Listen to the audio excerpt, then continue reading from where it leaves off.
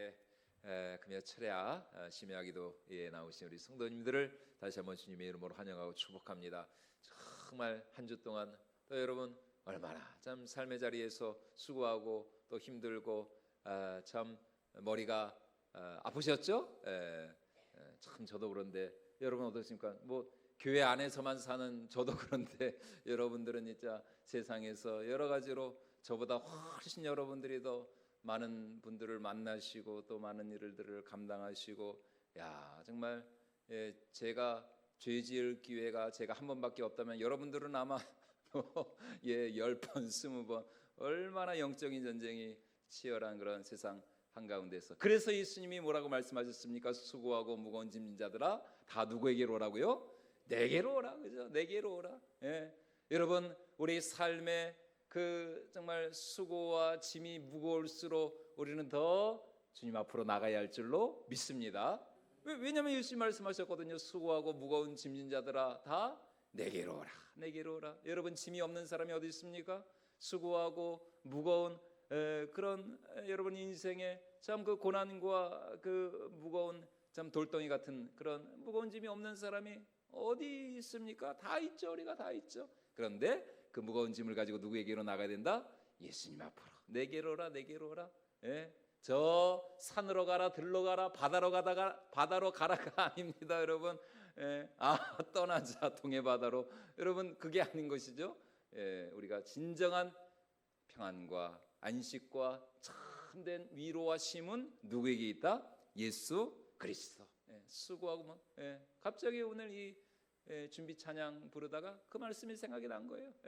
수고하고 무거운 짐 자들아 다 내게로 오라. 내게로 오라. 그러면서 예수님 뭐라고 말씀하셨어요? 내가 너희를 쉬게 하리라. 와, 쉬게 하리라. 그러니까 우리 주님 안에서만 참된 평안과 위로와 진정한 휴식이 있는 줄로 믿습니다. 정말 우리가 다 여러분들 다 진짜 다 과부와 그런 사회 아닙니까? 오늘 우리 사회가 과부와 사회. 쉬어도 쉬는 게 아니죠.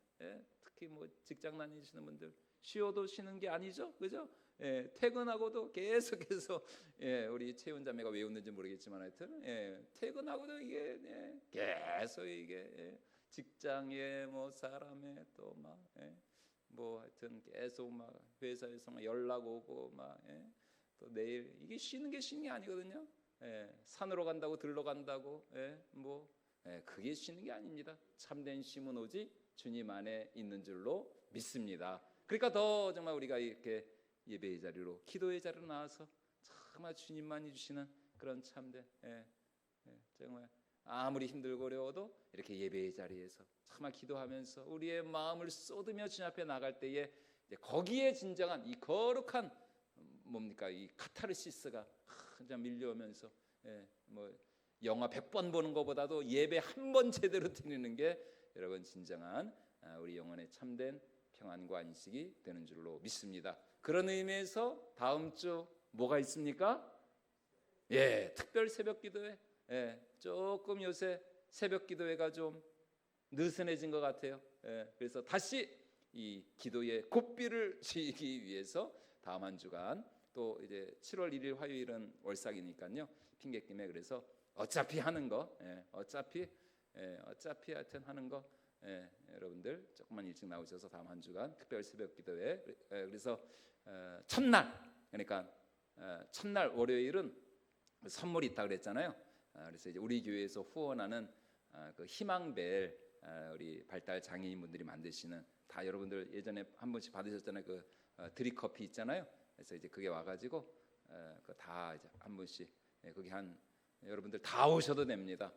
다 오셔도 되니까 혹시라도 너무 많이 오셔서 못 받으시면은 하여튼 추가 주문해서 드리면 되니까 하여튼 다음 주 특별히 월요일 특세 첫날은 다 오셔가지고 드립커피도 한 잔씩 받아가시고 그래서 우리가 다시 한번 하반기를 이제 시작하면서 우리가 또 기도로 또 새벽을 깨우며 하나님 앞에 나아가는 그런 시간 되었으면 좋겠습니다. 제가 하여튼 말씀도 아주 컴팩트하게 제가 짧고 굵게 말씀도 잘 제가 준비를 했으니까 여러분들 딱 오셔가지고 20분까지 오셔서 딱 찬양 10분 하고 바로 30분부터 말씀하고 50분에 정확하게 끝내드릴 테니까 여러분들 우리 출근하시더라도 꼭 하여튼 다음 주간 특별 새벽 기도에 모두 다 참석하셔서 은혜 받는 시간 될 수 있기를 축원을 드리겠습니다. 자, 이제 다시 한번 우리가 이 로마서 이제 몇 주 동안 우리가 걸쳐서 봤는데 한 번 더 은혜를 나누기를 원하는데요. 자, 이 로마서 2장 1절 이 말씀, 오늘 우리가 읽은 이 본 말씀의 사도 바울은 이방인을 판단하는 유대인들을 향하여서 유대인들 너희 역시 하나님의 준엄한 심판을 피할 수 없다, 이렇게 이제 경고를 하십니다. 왜냐하면 2절에 있는 말씀처럼 우리 하나님의 심판은 오직 무엇으로만 되기 때문이냐? 오직 진리로만 되기 때문이다. 진리, 이 하나님의 말씀으로만, 이 좌우의 날선 검과 같은 하나님의 말씀만이 오직 이 심판의 유일한 기준이 되기 때문인 것입니다. 자, 우리 로마서 2장 1절 말씀 우리 다시 한번 같이 읽어보도록 하겠습니다. 그러므로 남을 판단하는 사람아, 누구를 막론하고 내가 핑계하지 못할 것은 남을 판단하는 것으로 내가 너를 정죄함이니 판단하는 내가 같은 일을 행함이니라. 이런 일을 행하는 자에게 하나님의 심판이 진리대로 되는 줄 우리가 아노라. 여기서 이제 진리대로 된다라고 하는 것은 그 사람과 나와의 어떤 특별한 관계 때문에 이 심판이 취소가 되거나 변경이 되거나 이 심판의 기준이 절대로 약화되지 않는다라는 것입니다. 가령 우리 아버지가 판사라 그래서, 아니면 검찰총장, 심지어 우리 아버지가 대통령이라 그래 가지고 내 죄가 자동적으로 없어지는 게 절대로 아니라는 것입니다. 왜냐하면 하나님의 심판은 오직 무엇으로만? 진리대로만 되기 때문에. 진리대로만. 다시 말해 하나님은 당신의 그 불꽃과 같은 눈동자로 우리의 죄를 보신다라는 것입니다. 여러분, 우리가 용서받을 수 있는 것, 또 우리가 하나님의 자녀로 택함을 받았다라고 해서 그 자체로 우리의 죄가 자동적으로 없어지는 게 아니라는 것이에요. 아무리 우리가 택함을 받아 하나님의 자녀가 되었다라고 해도 만약 예수 그리스도의 십자가가 없었다면, 그 십자가 보혈의 공로가 없었다면 우리는 절대로 용서받을 수가 없는 것이죠. 다시 말해 예수께서 우리의 모든 허물과 죄악을 대신 짊어지시고 이 십자가의 그 심판을 받지 않으셨다면 우리 역시 용서받지 못할 죄인으로 하나님 앞에 드러날 수밖에 없었다는 것입니다. 그러니까 창세전에 하나님께서 우리를 당신의 자녀로 택하셨다고 해도, 그런 선택과 예정의 역사가 있었다 하더라도 실제적으로 예수 그리스도께서 그 십자가의 그 죽음, 십자가에서 우리의 죄를 대신 지시고 심판받지 않으셨다면, 아무리 우리가 창세전에 하나님으로부터 택함을 받고 하나님의 자녀가 되었다라고 해도 우리의 이 죄는 절대로 용서받을 수가 없다라는 것입니다. 다시 말해 하나님의 심판에 있어서는 누구도 예외는 있을 수가 없다라는 거예요. 하나님의 심판은 너무나도 공정합니다. 요즘 이제 우리 사회가 이 공정 사회잖아요. 공정이 얼마나 중요합니까? 그런데 우리 하나님이 그렇게 공정하시다라는 것입니다. 하나님 어떤 관계 때문에 그 사람이 유대인이라고 해서 모태 신앙이라고 해서 하나님의 심판의 기준이 달라지는 게 아니라는 것입니다. 그래서 지금 사도가 말하는 게 그것이죠. 유대인이나 헬라인이나 지혜 있는 자나 미련한 자나 세상 모든 사람은 오직 십자가의 공로로만 용서를 받을 수가 있다라는 것입니다. 그렇기 때문에 기독교의 이 핵심을 압축하고 또 압축하면은 단 세 마디만 남습니다. 예수 그리스도 십자가. 그러니까 우리 구원의 그 모든 것이 다 어디에 달리느냐?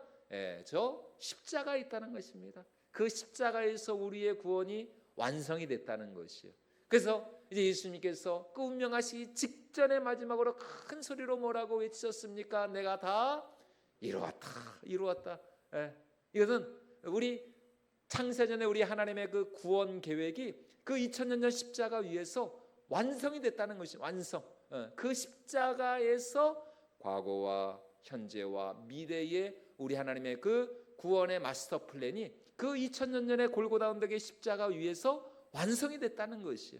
그래서 우리 예수님께서 테텔레스타이, 내가 다 이루었다, 이렇게 말씀을 하실 수가 있었던 것입니다. 그런데 이제 유대인들의 이 변명이 여기서 끝났으면 좋았을 텐데, 그들이 고집스럽게 계속해서 이렇게 이제 사도 바울에게 이런 말을 하는 거예요. 자, 우리 4절 말씀도 같이 한번 다시 읽어보도록 하겠습니다. 혹 내가 하나님의 인자하심이 너를 인도하여 회개하게 하심을 알지 못하여 그의 인자하심과 용납하심과 길이 참으심이 풍성함을 멸시하느냐. 좀 이제 말이 좀 어려운데, 한마디로 말해서 지금 이제 사도가 계속해서 하나님의 심판이라고 하는 것은 오직 진리대로만 된다, 어떤 우리의 어떤 관계나 나의 조건이나 혈통이나 나의 어떤 외적인 그런 것에 우리의 심판이 달려있는 것이 아니다라고 하니까, 이 유대인들이 바울에게 하는 말이 뭐냐, 바울 선생님, 무슨 그런 말씀을 하십니까? 그래도 우리 하나님 좋으신 하나님 아니십니까? 사랑의 하나님 아니십니까? 우리 하나님이 얼마나 참 인자하시고 자비로우신, 길이 참으심이 그 한이 없으신 하나님 아닙니까? 바울 선생님 잘 아시는 것처럼 우리 이스라엘의 역사를 한번 보십시오. 하나님이 지금까지 우리 유대인들을 얼마나 참 특별 대우해 주셨습니까? 우리가 선민 아닙니까? 선민, 택한 백성. 하나님이 우리를 특별 대우해 주신 적이 한두 번입니까? 물론 우리가 우리 조상들이 잘못하고 범죄해서 참 우리가 어려움을 당할 때도 많았고 하나님의 심판을 당한 적도 있었지만, 결국은 하나님이 우리를 다 용서해 주시고 또 축복해 주시지 않았습니까? 여러분, 지금 이런 유대인들의 이런 주장이 어느 정도는 맞는 부분이 있습니다. 완전히 틀렸다고는 할 수가 없어요. 왜냐하면 구약 성경에 나오는 이스라엘의 역사를 보면 다른 이제 이방 민족들, 특별히 이스라엘을 대적하고 이스라엘을 정복한 이제 그런 괴롭힌 다른 이방 그런 나라들, 에돔이나 모압이나 암몬 족속 같은 그런 나라들은 다 망했거든요. 역사 속에서 그들은 다 자취를 감췄습니다. 사라져 버렸어요. 그런데 이스라엘은 우리가 성경을 통해 확인할 수 있는 것처럼 사사기나 또 이렇게 열왕기서 말씀을 보면, 비록 이스라엘 이 유대 민족들이 그들의 죄와 허물로 인해서 하나님의 징계와 심판을 받았지만 결국은 하나님이 그들을 다시 회복시켜 주셨거든요. 심지어 그 남유다 왕국은 바벨론 그 느부갓네살 왕에 의해서 완전히 망해버렸잖아요. 예루살렘 성이 완전히 파괴되고 성전도 완전히 다 회파되고 말이죠. 이제 이스라엘 역사가 거기서 끝나는 줄 알았죠. 그러나 예레미야 선지자의 예언처럼 하나님께서 70여 년 후에 다시 이스라엘 백성들을 그 바벨론 포로된 땅에서 그 고레스 칙령이라고 그러죠. 역사적으로 아주 유명한 그 고레스 칙령에 의해서 이스라엘 백성들이 다시 예루살렘으로 돌아와서 그들의 나라를 회복하고, 또 예루살렘 성전, 이제 스룹바벨 성전이라고 하는데 제2성전을 다시 세워서 이스라엘이 다시 이렇게 일어나는, 정작 그들을 정복했던 아수르나 바벨론은 다 역사의 그 뒤안길로 다 사라져버리고 흔적도 없이 사라져버렸는데, 오히려 이스라엘은 여전히 그 역사적 명백을 이어갔다라는 것입니다. 자, 이처럼 하나님께서 이스라엘 나라, 그러니까 유대인들을 특별 대우하신 예가 분명히 있는 것은 맞습니다. 지금 유대인들이 바울을 향해서 하는 말이 그겁니다. 바울 선생님, 이런 분명한 역사가 있지 않습니까? 이제 지금 이 로마서를 쓸 당시만 해도 아직까지는 이스라엘 나라가 이제 아직 존재를 했으니까요. 이런 전례가 있지 않습니까? 그러니까 우리를 향한 하나님의 그 은혜와 사랑은 영원합니다. 끝이 없습니다. 아무리 우리가 범죄하고 반역해도 하나님은 또다시 우리를 용서해 주실 것이고 또 우리를 결코 버릴 수가 없습니다. 자, 그런데 여기서 중요한 것이 무엇입니까? 이렇게 항변하고 변명하는 유대인들의 그 마음과 중심, 그들의 태도가 문제다라는 것입니다. 여러분, 이것이 오늘 말씀의 메시지예요. 지금 유대인들이 하는 말이 뭡니까? 하나님은 사랑이십니다. 우리 하나님은 너무나 선하신 분이세요. 우리를 향한 하나님의 사랑은 변함이 없습니다. 그래서 우리가 무슨 짓을 해도 결국 하나님은 우리를 용서하고 다시 우리를 품어주실 것입니다. 왜냐하면 우리는 선민이니까, 하나님의 택함을 받은 백성들이니까 우리에게는 아무 문제가 없다라는 것입니다. 그래서 우리는 저 이방인들, 택함 받지 못한 저 이방 족속들과는 우리는 다른 사람들입니다. 그러니까 우리를 향한 하나님의 심판의 기준과 저 이방인들을 향한 하나님의 심판의 기준이 다르다는 거예요. 다르다는. 그러니까 우리는 예수 그리스도의 십자가가 우리는 필요가 없다는 것입니다. 왜냐하면 우리는 택함 받았으니까. 이게 이제 유대인들의 이제 주장인 것이에요. 이러한 유대인들의 태도에 대해서 지금 사도가 하는 말이 바로 오늘 우리가 읽은 이 4절 말씀입니다. 우리 4절 말씀을 다시 한번 같이 읽도록 하겠습니다. 홍대가 하나님의 인자하심이 너를 인도하여 회개하게 하심을 알지 못하여 그의 인자하심과 용납하심과 길이 참으심이 풍성함을 멸시하느냐. 한마디로 지금 유대인들의 이런 태도는 하나님을 어떻게 하는 태도다? 멸시하는, 하나님의 그 인자하심과 길이 참으심을 멸시하는 그런 태도가 될 수밖에 없다라는 것입니다. 지금 유대인들의 그러한 마음과 태도는 하나님의 은혜와 사랑을 너무나도 참 모욕하고 하찮게 여기는 것이. 예를 들어서 어떤 아들이 있습니다. 어떤 자식이 있어요. 그런데 이 아들이 맨날 하라는 공부는 안 하고 말이죠. 맨날 그냥 핸드폰만 하고 나쁜 친구들과 어울리고 부모님 속이나 새기고 말이죠. 부모가 보니까 이대로 되면 이 자식은 영 소망이 없어요. 이대로 되면 안 될 것 같아요. 미래가 없어요. 미래가 없어. 그래서 하루 날 잡아놓고 아주 호되게 야단을 치고 이 아들이 제일 아끼는 그 핸드폰을 끊어버리고 용돈도 끊고 그리고 이 아들을 그냥 혼을 낸 겁니다. 정신 차리라고 말이죠. 그러니까 이 아들이 정신을 차렸는지 한두 달 정도는 그냥 말도 잘 듣고 공부도 좀 하는 것 같고 학교도 잘 다니고 말이죠. 그런 것 같아요. 그렇게 그냥 몇 달이 지났어요. 그러자 또 그러니까 이 아버지가 참 안 된 마음에 참 긍휼히 여기는 마음으로 다시 이 아들을 사랑하는 마음으로 말이죠. 이 아들이 이제 좀 정신을 차렸나 보다. 반성을 잘 하고 있구나. 그렇게 긍휼히 여기는 마음에 다시 핸드폰도 개통시켜주고 지난번 거보다 더 좋은 거 사주고 용돈도 다시 주고 용돈도 더 올려주고 말이죠.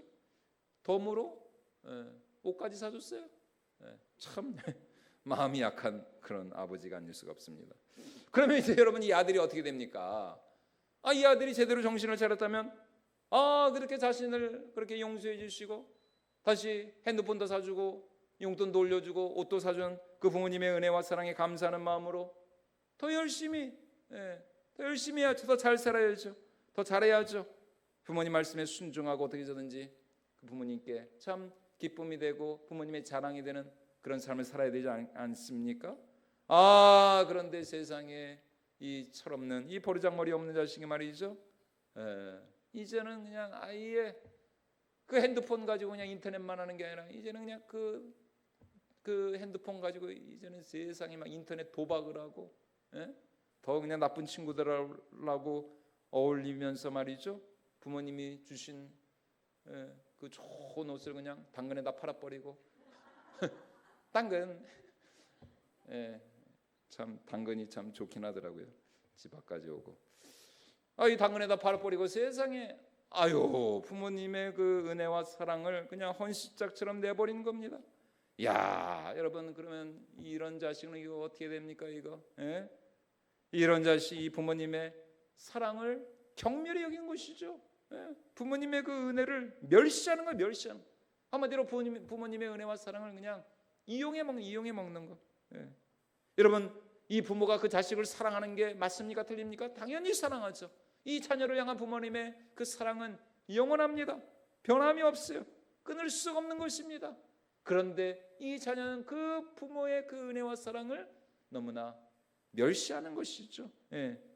만홀히 여기는 만홀히 우습게 여기는 한마디로 말해서 우습게 여기는 것. 지금 유대인들의 문제가 바로 그거라는 겁니다. 하나님께서는 정말 이 유대인들을 이 마지로 말이죠. 예, 모든 민족들 가운데서 이 유대인들을 첫 아들로 맏아들로 그렇게 이 유대 민족을 하나님이 선택하신 것 아닙니까? 그래서 그들에게 엄청난 하나님께서 은혜와 사랑과 축복을 쏟아 부어주시지 않으셨습니까? 그들에게 율법을 주셨죠. 성전을 주셨죠. 예수님이 누구를 통해서 이 땅에 태어났어요? 누구 민족으로? 우리 예수님? 유대인. 예. 야, 우리 민족, 우리는 한 민족이잖아요. 만약 예수님이 한 민족으로 오셨다, 와, 이거는 진짜 엄청난 민족적인 프라이드가 아니겠습니까? 예수님이 유대 민족으로 오셨거든요. 여러분, 이런 어마어마한 영광이 어디 있습니까? 하나님이 그렇게 유대인들을 사랑하셨다니까요. 예? 유대인들이 받은 이 축복이 아니 실제로 지금도 그렇잖아요. 세계 뭐 경제나 정치로 움직이는 게 누구라 그래요? 유대인들.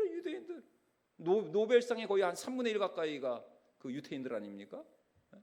그리고 또 정말 야, 이번에 그 이란 그 핵시설 뭐 그것도 보면은 야, 진짜 유대인들 그 우리나라 강원도밖에 안 되거든요. 그 나라가 면적이 와, 그 조그만 나라가 그러니까 이제 국토 면적이 그렇게 너무 작으니까 이게 한편으로는 이해도 돼요. 그렇다고 제가 여러분 이스라엘을 지지하는 거 아닙니다. 예, 그러면 안 됩니다. 그러면 안 되죠. 아이 대화와 타협으로 풀어야지 그렇게 막 미사일 날리고 그러면 안 되죠. 그거는 안 돼. 물론 이제 뭐 이란도 그렇지만 그러니까 이스라엘 입장에서 어쩔 수가 없기는 한 거예요. 워낙 나라가 작다 보니까 그 잘못해가지고 진짜 그 뭐 핵이라도 한번 떨어지면은 그 이스라엘은 트라우마가 있잖아요. 그 사람들은 그 민족은 유태인들은 그 이제 과거 이 히틀러 시절에 나라를 빼앗기고 2000년 전에 로마의 그 나라를 빼앗기고 거의 뭐 그냥 2000년 가까이를 나라 없이 떠는 그런 어떤 역사적인 트라우마가 있기 때문에 이 한편으로는 이해가 되긴 돼요. 어떻게 해서든지 자기네 그 나라를 지키려고 하는. 아니 그런데 하나님께서 그 유대인들에게 얼마나 놀라운 은혜를 베풀어 주셨습니까? 그 나라 그 작은 그 민족을 통해서 하나님께서 정말 얼마나 놀라운 그 구원의 역사, 은혜의 역사를 베풀어 주셨어요. 아, 그러면은 정말 더 감사하는 마음으로 말이죠. 정말 엎드려서 하나님의 은혜에 감사하고 그래야 될 텐데 이 바울 당시 유대인들은 그런 하나님이 그들에게 베풀어 주신 그 은혜와 그 사랑을 그들은 그냥 헌신짝처럼 여겨 버렸다라는 것입니다.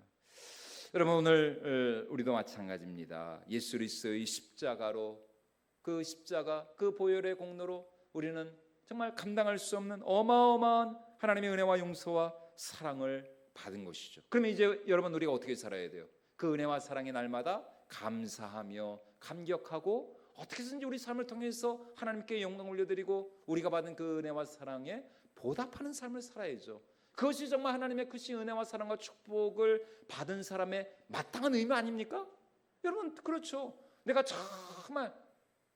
정말 지옥에 떨어져서 죽을 수밖에 없는 이러한 죄인을 하나님께서 아무런 조건 없이 그 당신의 아들의 피로 용서해 주시고 구원해 주시고 그것만도 감사한데 세상에 나에게 예수 그리스도의 그 의의 공로까지 덧입혀 주셔가지고 내가 저 영원한 새하늘과 새 땅에서 이제 부활의 몸 영생의 몸을 입고 내가 이제 영원토록 주님과 함께 거할 그 놀라운 엄청난 특권을 받았다는 사실을 우리가 기억한다면 여러분 이 짧은 인생 이 세상 살아갈 동안 우리가 어떻게든지 하나님의 나라와 영광을 위하여 좀 살아가는 그런 삶을 살아가는 게 마땅한 거 아닙니까?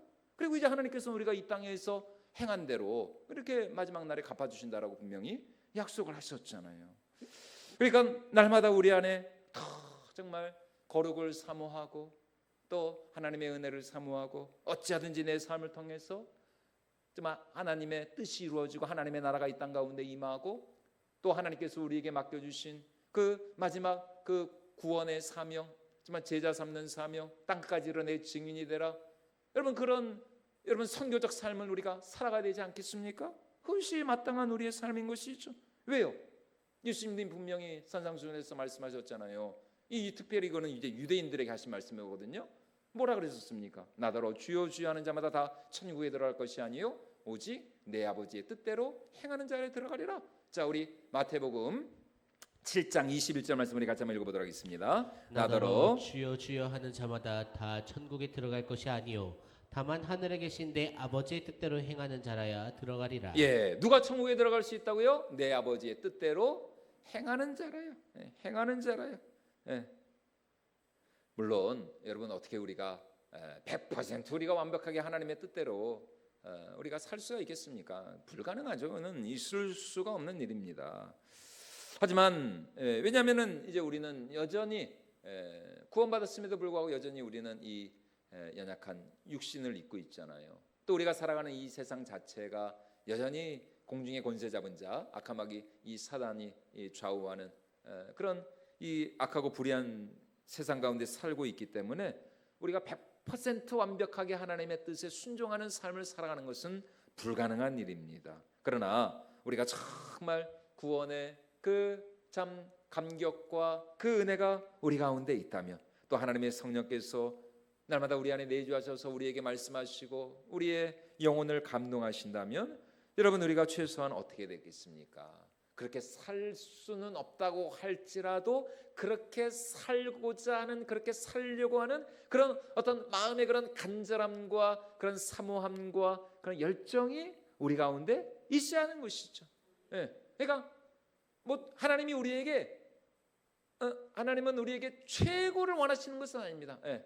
최고가 중요한 것이 아니라 우리 하나님 앞에 중요한 것은 뭐예요? 예, 최선, 최선을 다하는 것. 우리 각자의 자리에서 우리의 형편과 상황은 다 다르지만 우리 각자의 자리에서 우리가 최선을 다해서 기도하고 최선을 다해서 순종하고 또 최선을 다해서 봉사하는 이제 그런 삶을 살아가기를 하나님께서 원하신다는 것입니다. 그게 이제 그 또 마태복음에 나오는 그 달란트 비유 아닙니까? 5달란트, 2달란트, 1달란트. 여러분 2달란트 받은 사람도 최선을 다해서 또 2달란트를 남겼어요. 근데 5달란트 받아서 5달란트 남긴 자나 이 2달란트 받아가지고 2달란트 받은 종이나 그 여러분 성경을 보십시오. 똑같습니다. 똑같이 칭찬받았어요. 토시 하나 안 틀려요. 그러니까 이 1달란트 받은 사람도 최선을 다해서 한 달란트를 남겼으면 동일한 하나님의 그 축복과 칭찬을 받았을 거예요. 그런데 이 1달란트 받은 사람은 아이고 진짜 하나님이 나를 무시해도 유분수지 어떻게 나한테는 1달란트밖에 안 줬어. 아이고 하나님 진짜 너무하시네. 이거는 뭐 나보고 이거는 뭐 그냥 뭐 일을 하라는 거야 말라는 거야. 그러면서 그 1달란트를 그냥 땅속에다 그냥 묻어둬 버려요. 여러분 1달란트가 결코 적은 게 아닙니다. 1달란트가 적은 게 아니거든요. 한 데나리온이 그 당시 성인 남성의 하루 그 일당이 한 데나리온이었거든요. 그런데 이 1달란트가 거의 이제 100 거의 이제 몇백 하여튼 그 데나리온 이상의 값어치를 가지고 있어요. 그러니까 1달란트만 해도 이게 대단한 겁니다. 대단한 겁니다. 결코 적은 액수가 아니거든요.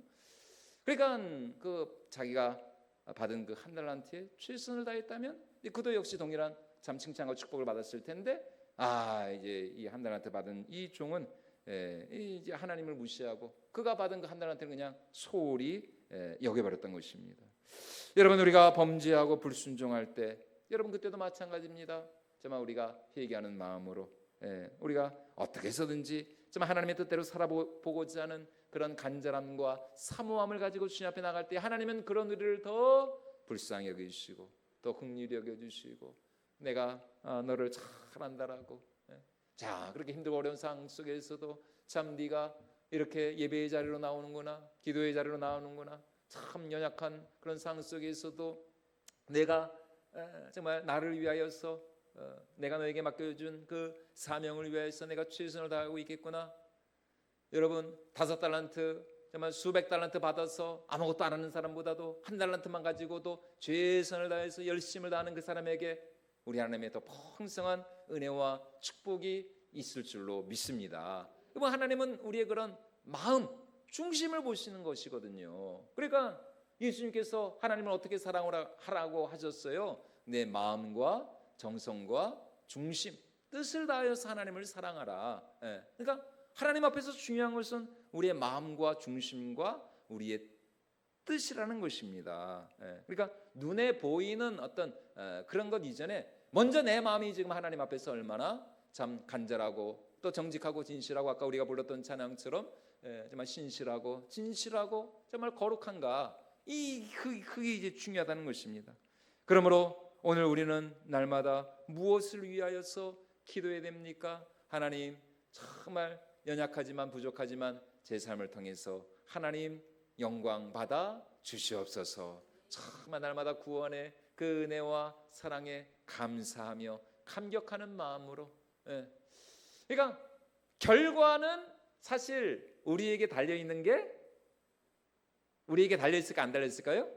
우리에게 달리는 게 아닙니다. 여러분, 기도도 마찬가지입니다. 항상 기뻐하라, 쉬지 말고 기도하라, 범사에 감사하라. 여러분, 우리는 다만 그 말씀에 순종하여 기도할 뿐인 것이에요. 결과는 누구에게 맡게 된다? 하나님께 맡게 된다. 하나님께 맡게 된다. 사역도 마찬가지입니다. 우리는 최선을 다해서 하나님께서 우리에게 맡겨주신 우리 각자의 자리에서 우리의 사명과 직분을 잘 감당하기만 하면 되는 거예요. 그 나머지 결과까지 내가 책임지려고 하니까 이게 머리가 아프고 이게 그냥 하기가 싫은 거예요. 왜? 결과까지 내가 책임질려야 되니까 이게 아예 그냥 그 일을 하기가 싫은 겁니다.